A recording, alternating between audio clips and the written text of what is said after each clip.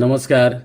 निवेदक विठ्ठल पवार या माझ्या यूट्यूब चॅनलमध्ये आपल्या सर्वांचं मनापासून स्वागत करत आहे.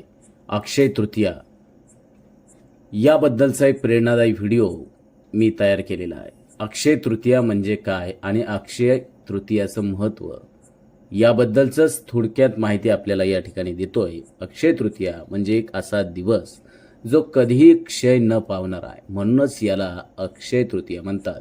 हिंदू संस्कृतीमध्ये ह्या दिवसाला सर्वोत्तम मुहूर्त मानलं जातं. 3.5 मुहूर्तातील अत्यंत महत्त्वाचा मुहूर्त.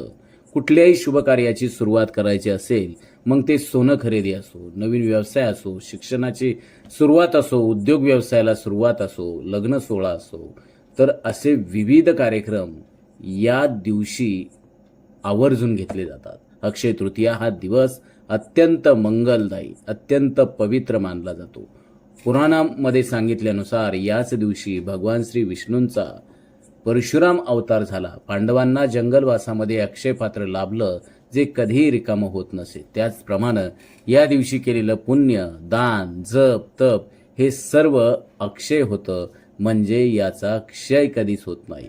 या दिवशी गंगा नदी पृथ्वीवर अवतरली असं देखील मानलं जातं. म्हणूनच स्नान, जप, दान, गंगापूजन, देवी लक्ष्मीची उपासना यांना विशेष महत्त्व आजच्या दिवशी आहे. सोनं खरेदी केल्याने लक्ष्मी स्थिर राहते असं मानलं जातं. त्यामुळे बाजारातही या दिवशी खरेदीचा उत्साह वाढलेला दिसतो. परंतु या साऱ्या परंपराच्या पलीकडे जाऊन अक्षय तृतीया म्हणजे एक संधी आहे, एक मंगलमय दिवस आहे.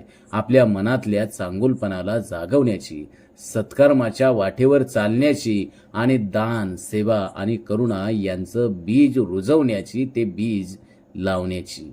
तर मित्रांनो, या अक्षय तृतीयाच्या निमित्तानं आपण सर्वांनी संकल्प करूया, ठरवूया की आजपासून एक तरी सत्कर्म मी दररोज करेल, कारण तेच आपलं खरं अक्षय संपत्ती असेल.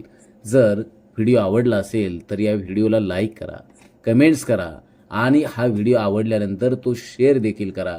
आणि हो, निवेदक विठ्ठल पवार या चॅनलला सबस्क्राईब करायला विसरू नका. पुन्हा एकदा आपल्या सर्वांना अक्षय तृतीयाच्या अनंत शुभेच्छा. धन्यवाद.